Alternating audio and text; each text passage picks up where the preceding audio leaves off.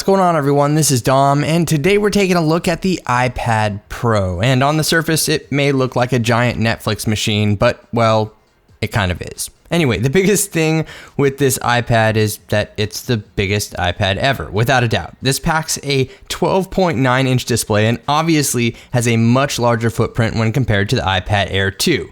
And as far as specifications go, Apple's iPad Pro is packing the A9X processor inside with 4 gigabytes of RAM, you know, that Pro level RAM, and either 32 or in my case 128 gigabytes of internal storage. And as I mentioned, there's a 12.9-inch display with a resolution of 2732 by 2048, which is good for 265 pixels per inch. That display is pretty clean as well. I'm a fan, and obviously it's not as pixel dense as some of the smartphones we look at, but it's on point with the Retina MacBook Pro. And the technology for the display actually makes it power efficient as well, at least according to Apple. The display features a variable refresh rate that can actually detect when the content on it is static, and from there it drops the refresh rate from 60 down to 30 in order to save power. Taking a look at the design here, this thing is massive, like really big. Luckily, it's not as thick as it is big, coming in at just 6.9 millimeters and weighs just 1.57 pounds, which isn't too bad at all considering. And if you really want to be that guy, there's an 8 megapixel camera on the backside capable of up to 1080p video recording, but trust me,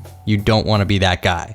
And around the front, there's a 1.2 megapixel camera, so yeah, basically Skype and FaceTime calls for days on this beast. Along the bottom end, you'll find a lightning port for charging, and surprisingly here, Apple has implemented 4 side-firing speakers inside of the iPad Pro, 2 on each end, for a rich multimedia experience, which is pretty awesome in my opinion, and they do sound great. On one side, you'll find the volume buttons and a microphone, while the other is home to Apple's new Smart Connector, which can be used for accessories like the new Smart Keyboard, which actually wasn't available to ship immediately at launch, but third-party manufacturers like Logitech have swooped in to save the day. So basically, when the iPad Pro Smart Connector makes contact with a supported accessory like Logitech's Create keyboard case, it powers and charges the keyboard, so you'll never have to worry about that. Pretty neat feature in my opinion, and also one of the things that makes the iPad Pro a bit different than the other models. And obviously, because the Pro is so large, a keyboard case like this will actually have full-size keys, which is miles better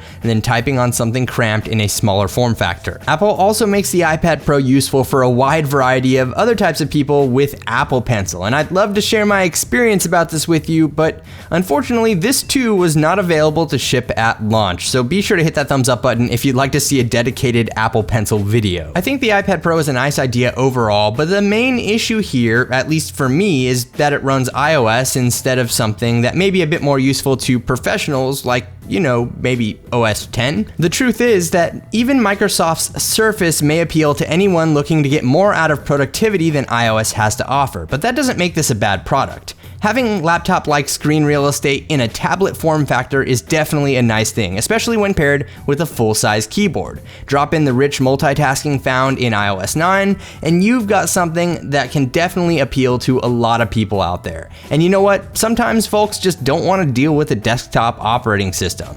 For me, the iPad Pro feels pretty well built, and obviously the quality is on point with what you'd expect from Apple. That being said, it'll take me some time to figure out whether or not this huge tablet is something I need in my life, but I'll definitely give it a shot. Oh, and it looks like I accidentally bought 2 iPad Pros, and I have a 32 gigabyte model to give away to one of you. And this is an international giveaway, and all you have to do to enter is make sure that you're a subscriber of this channel. Go ahead and leave this video a thumbs up, drop a comment down below letting me know what your favorite feature is of the iPad Pro, and make sure you follow me on Twitter, as that's where I will be announcing the winner in the near future. So I hope you enjoyed this video. Thank you very much for watching, everyone. This is Dom, and I'll catch you in the next video.